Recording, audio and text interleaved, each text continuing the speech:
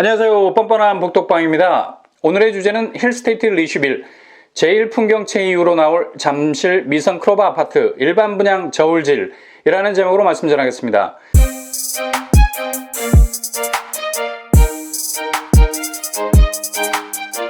지난주에 재건축을 하는 잠실 진주 아파트가 건축 심의를 통과했습니다. 다시 보류되지 않을까라는 관측이 많았지만 그런 우려에도 불구하고 가볍게 건축 심의를 패스하게 됐죠. 이렇게 되면 잠실 진주는 정비 사업의 날개를 단 것이나 다름없을 정도로 앞으로 치고 나갈 수 있는 교두보를 확보하게 됐습니다. 덩달아 잠실 진주 아파트 바로 옆에서 쌍둥이 형제처럼 나란히 재건축 과정을 밟고 있는 잠실 미성 크로바 아파트도 탄력을 받을 수밖에 없게 됐습니다. 사진으로 보시면 잠실 진주 아파트는 오른편에, 잠실 미성 크로바 아파트는 왼편에 위치해 있습니다. 재건축을 이렇게 나란히 손을 잡고 정답게 하는 단지도 드물 겁니다. 일단 진주 아파트가 선두로 나섰으니 미성 크로바도 가만히 있을 수 없는 거죠. 일명 두 단지를 합해서 잠실의 진미크라고 부르죠. 무슨 영화배우 이름 같기도 하고요. 이렇게 잠실에서 두 단지가 재건축이 되면 무려 5,000세대 이상이 입주를 하게 되는 거대 단지가 되는 겁니다. 잠실 미성 크로바 아파트 재건축은 롯데건설이 수주를 맡았습니다. 롯데의 또 다른 아파트 브랜드 네임이 있죠. 바로 르엘입니다. 약간은 고급진 이미지를 꽂아 넣기 위해서 만든 이름인데 르엘 신반포 센트럴, 르엘 신반포 파크 애비뉴, 르엘 대치 등등 서울의 핵심적인 입지에 있는 아파트일수록 롯데캐슬이라는 이름을 달지 않고 르엘이라는 이름으로 아파트 문패를 바꿔버렸습니다. 결과는 대성공이었죠. 이름을 차별화함으로써 아파트 가치에서도 높아 보이는 진입장벽을 만들어버렸습니다. 이렇게 롯데는 신반포 혹은 강남 쪽에서 쓰던 르엘이라는 아파트 문패를 잠실에서도 달려하고 있습니다. 그 주인공이 바로 잠실 미성 크로바 아파트죠. 잠실 미성 크로바 아파트는 송파구 신천동에 위치해 있습니다. 신천동은 송파구의 다양한 생활 인프라를 조용하게 누릴 수 있는 지역입니다. 왜냐하면 유해업소라고 불리는 유흥가가 주택가와 붙어있지 않기 때문입니다. 게다가 단지 곳곳에 조성된 녹지들이 풍성하게 자리 잡고 있을 뿐만 아니라 주변에 석천호수나 한강변도 가까워서 발걸음만 옮기면 쉽게 닿을 수 있는 곳에 위치해 있습니다. 빽빽한 도심의 긴장을 아주 간단한 도보로 릴렉스하게 풀어버릴 수 있는 근접해 있는 힐링 장소들이 많다는 얘기죠. 잠실 미성 크로바의 위치가 바로 신천동에 있습니다. 미성 크로바는 기존 1350가구를 지하 2층에서 35층으로 지어서 13개 동으로 나누고 1991세대가 입주할 수 있는 대규모 단지로 탈바꿈시킬 계획을 가지고 있습니다. 평형은 45제곱에서 176제곱까지 다양한 타입의 평형으로 구성이 되어 있습니다.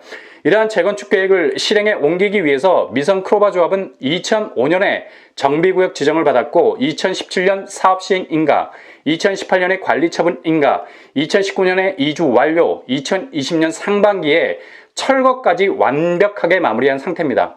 현장 사진을 보시면 미성 크로바 자리에는 어떠한 건물의 흔적도 남아있지 않은 것을 볼 수 있죠.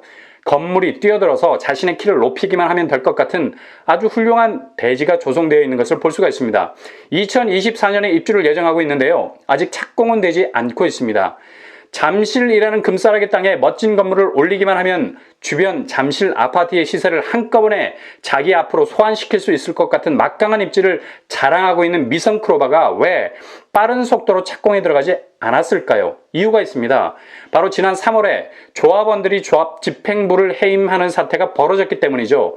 발단은 롯데가 미성 크로바의 건축을 맡으면서 특화 설계를 약속했었습니다. 그 내용은 바로 미디어 파사르, 중앙공원 조성, 커튼월이 계획되어 있었습니다. 미디어 파사르는 건물 자체가 화면 역할을 하는 거죠. 특수 조명을 건물벽에 비추면 다양한 조명 효과를 발휘하게 돼서 엄청나게 돋보이는 랜드마크 효과를 가져올 수 있죠. 최근에 아파트 가치를 끌어올리는 요소 중에 조명의 역할도 무시 못할 정도가 됐습니다. 특히 야간에 아파트 전체를 어떤 컬러로 드러나게 하느냐도 그 아파트의 가치를 들었다 놨다 하는 중요한 요소가 된 지 오래입니다. 미디어 파사드 효과를 미성 크로바가 낼 수 있다면 잠실 아파트 중에서도 제일 돋보이는 독보적인 존재가 될 수 있었을 겁니다. 근데 이 계획이 그만 좌절되어 버렸다는 얘기죠. 서울시의 특별건축구역 지정으로 공공기여를 전제로 한 아파트 설계를 조합이 조합원들과의 협의 없이 일방적으로 수용했기 때문입니다. 뿐만 아니라 아파트 중앙공원 조성 계획도 백지화되었고요. 커튼월이라 해서 아파트 일부 외벽을 유리로 덮어버리는 계획도 물 건너가게 됐습니다. 심지어 도로변에 있는 아파트, 즉 연도형이라고 부르죠. 최저 6층까지 낮추게 되는 설계 변경까지 하게 됐습니다. 이러니 조합원들 입장에서는 우라가 터질 수밖에 없었던 겁니다. 미성 크로바의 가치를 높일 수 있는 건설사의 특화 설계를 죄다 포기해버렸으니 용납이 안 되는 겁니다. 그래서 조합 집행부를 해임하게 되는 극단의 결정에까지 이르게 됩니다. 지금은 새로운 집행부를 구성해서 세계안의 설계로 건축 심의를 받으려고 준비 중에 있습니다. 지난 3월에 이런 사단이 났으니 거의 9개월이 지난 시간이 되었네요. 거의 정상화가 돼서 다시 재건축이 추진 중에 있으니 기대를 해봐야 할 듯합니다. 잠실 미성 크로바는 잠실에 위치해 있는 아파트들 중에도 제일 좋은 입지라고 말해도 과언이 아닐 만큼 초절정 입지를 가지고 있는 곳입니다. 잠실 나루역이 도보로 5분, 잠실역이 8분, 몽천 토성역이 6분, 한성 백제역이 10분입니다. 4개의 역이 아파트를 둘러싸고 있죠. 역 이름도 몽천 토성인데 정말 지하철역이 성처럼 아파트를 둘러싸고 있는 것을 볼 수 있습니다. 아마도 서울에 있는 아파트 중에 지하철역이 4개씩이나 그것도 도보 10분 거리 안에 있는 입지도 드물 겁니다. 교육 환경 어떨까요? 잠동초등학교, 잠연초등학교, 잠실고등학교 학군이 골고루 배치되어 있는 것을 볼 수가 있죠. 바로 옆에 있는 아파트 단지 잠실 파크리오 쪽에 위치해 있어서 도보로 쉽게 접근할 수 있습니다. 그리고 도보 10분이면 잠실중학교, 방이중학교에도 닿을 수 있습니다. 숲세로는 도보로 10분 거리에 42만 평 크기의 올림픽공원이 자리 잡고 있고요. 한강공원은 도보로 15분이면 강변을 걸을 수 있습니다. 석촌호수 역시 10분밖에 걸리지 않습니다.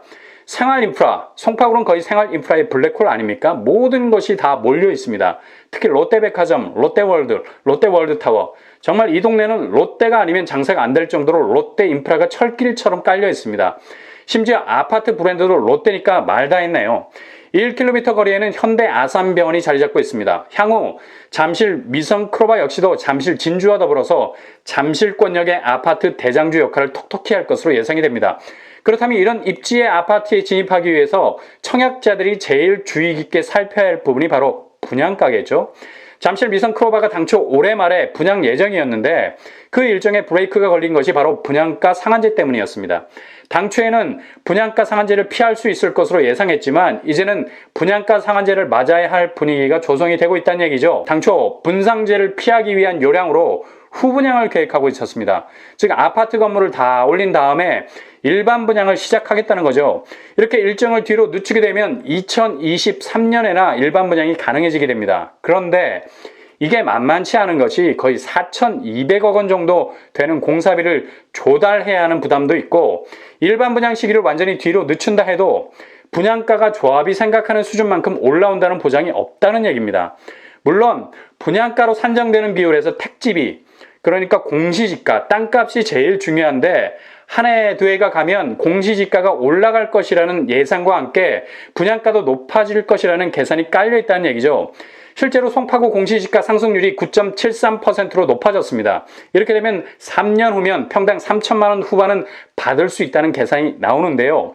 그러나 실제로 택지비와 가산비 그리고 건축비를 완벽한 비율로 책정해서 분양가를 산출할지 미지수란 얘기죠. 워낙에 변수가 많았던 분양가의 예시들이 많았기 때문에 이 부분도 조합 입장에서는 약간은 불안한 점입니다. 잠실 미성 크로바가 분양가 상한제를 맞으면 평당 2,600만 원에서 2,700만 원 정도의 가격이 책정될 것이라는 자체 조사가 있었습니다. 이런 예상치가 조합 입장에서는 부담이 됐는지 후분양으로 전환하겠다는 의견이 많았습니다. 그러나 지난주 옆 동네 잠실 진주 아파트 조합에서는 굳이 후분양을 고집하지 않겠다. 선분양을 위한 분양가 상한제 감정가를 받아보겠다는 입장을 공식적으로 밝혔습니다. 이렇게 되다 보니 잠실 미성 크로바에서도 향후 잠실 진주 아파트의 추이를 지켜보고 일반 분양 시기를 저울질할 듯합니다. 제가 예상하기에는 잠실 미성 크로바는 선분양으로 갈 가능성이 높아 보입니다. 최근 레미안 원베일리 택지비가 4,200만 원대로 승인을 받았습니다. 이렇게 되면 최종 분양가는 5천만 원을 넘을 것이라는 의견이 지배적인데 이렇게 되면 굳이 후분양으로 갈 이유가 없다는 얘기죠. 아마도 잠실 미성 크로바 역시도 이런 기류를 탈 가능성이 높다는 얘기입니다. 그리고 최종적으로 분양가 상한제를 맞게 될 텐데 제 개인적인 예상이지만 분양가는 3천만 원 중반 혹은 후반으로 나올 가능성이 높아 보입니다. 그래도 이 분양가면 주변 시세 대비 거의 절반에 가까운 분양가입니다.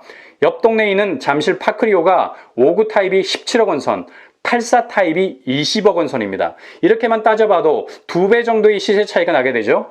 분양가 결과가 어떻게 나올지 모르지만 분명한 건 더 낮아질 수도 높아질 수도 있다는 점 염두에 두시고요. 일단 잠실 진주가 먼저 선분양으로 일반 분양 시장에 나올 듯합니다.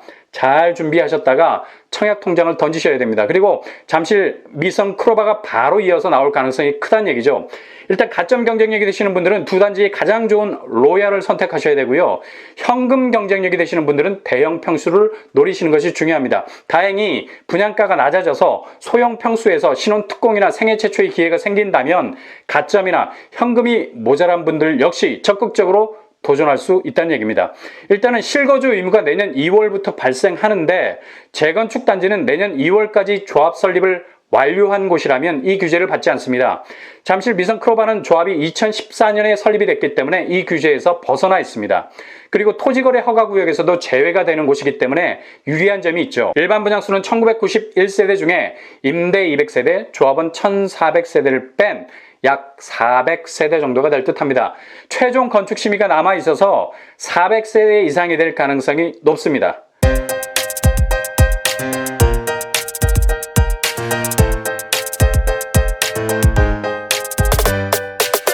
도전하셔서 초절정 입지에 실수요, 내 집 마련의 꿈을 이루시는 여러분이 되시길 바랍니다. 이상으로 뻔뻔한 복덕방을 마치겠습니다. 구독과 좋아요 부탁드립니다. 감사합니다.